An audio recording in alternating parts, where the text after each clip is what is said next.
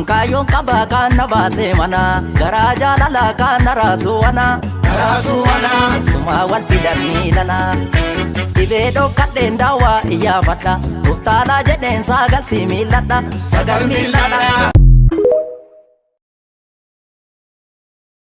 nan beeka an kaayoo koo bakkan ka'in dagadhu haala jiruun shirjedhus mul'ata koon dagadhu waa'ee koo maaltu beeka karooraaf ejjennoo koo anumatu of beeka iccitii garaa kan koo waan karoorse hundayyuu naaf milkeessa rabbiin koo oolee turee bulullee hinuman gaha galma koo oolee turee bulullee hinuman gaha galma koo garuu an karoorsullee bal'isee yaada fagoo rabbiin gargaarsifadhe nan gaha mul'ata koo bin gargaarsi fadhee nan gaha mul'ata koo waa'ee kiyya dagadhees waa'ee namaan odeessu osoon an gubaa qabu madaa namaan madeessu osoon an gubaa qabu madaa namaan madeessu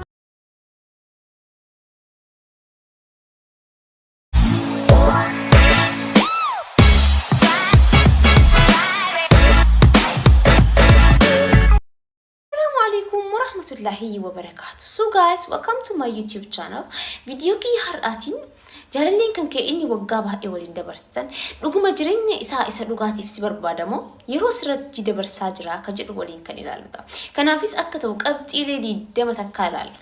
Na amane obboleettii qabxiilee 20 kana keessatti nama kana arguu dandeetti taanaan namni kun dhuguma jireenya isa fuulduraatiif si barbaada jechuudha. Tokkoffaa kabajaa guddaa siif qaba. Namni jireenya isa fuulduraatiif si barbaadu kabajaa fi bakka guddaa siif qaba. Even achi taree namoonni naannoo kan kee jiran hundi siif kabajaa fi bakka guddaa akka qabaatan dhiibbaa irratti taasisa. So namni kabajaa siif qabu nama jireenyaaf si barbaadudha jechuudha. Lammaffaa yeroo hundaa si wajji dabarsuu barbaada. Fakkeenyaaf isin biyya garagaraa taatanii bilbilaan ta'a kan wal agartan. Ganamaan ka'ee text si godha. Bareedduu tiyya akkam bultee waa nyaattee guyyaas laaqana nyaattee maal uffattee akkamitti oolte gammaddee moo gadditee oolte fiilingii kan kee hunda share si wajji godha haga galgalaa si dubbisa galgala yoo raftanis bareeddutti nagaan buli even bilbila yoo haasoftan bilbila san sirraa cufatuun barbaadu yeroo tokko isin muudatee yoo ta'e ati cufi ka waliin jennu tokko so namni akkasitti sirraa adda ba'uu hin feene even qaamaan wal argitanii ta'uu danda'a si geggeessee si bira deebi'uun barbaadu. Haga danda'een sababaa wayii soqee si bira turuu barbaada. So namni akkanatti sirraa adda bahuu hin feene nama dhugumaan jaalala siif qabu jechuudha. Sadaffaa si amana. Ati eessayyuu dhaqi eenyu wajjinuu ooli. Garuu amantiin inni siif qabu bakka sanirraa xiqqoolee hir'atu. Maal jennaan inni siif amanamaa waan ta'eef isinis akkasuma amanamtuudha jedheetiin yaada. Namoonni yeroo baay'ee in sobdaa akkasiin goone akkasiin taane jedhanii si qeeqan isaan waan si sobaniif atis waan isaan sobdutti fakkaata. Haati hattuun ilmoon amantuu jedha Oromoon yommuu maaku. Arfaffaa sittiin saalfatu. Eessattiyyuu si haa argu. Haala kam keessattuu si haa argu. Maybe uffata badaa uffattee jirta ta'uu danda'a. Maybe haala ati keessa jirtu gaarii ta'uu dhabuu danda'a. Maybe namoota isaan kabaju yookiin ammoo namoota guguddoo wajjin si argee ta'uu danda'a. Garuu isaaf homaa itti fakkaatu. Maal jennaan inni jaalalli ka qabe sirraa malee haala ati keessa jirtu sanirraa miti. So akkamittuu yoo si arge sittiin saalfatu. Harka kan kee qabatee bakka fedhe ummata fedhe afoo deemuudhaaf uf duuba hin deebi'u. Nama dhugaan si fedhe yoo ta'e jechuudha. Shanaffaa homaa sin dhufsu. Maybe namni kun jireenya isa darbee keessatti waan badaa hedduu dabarsee jira ta'uu danda'a.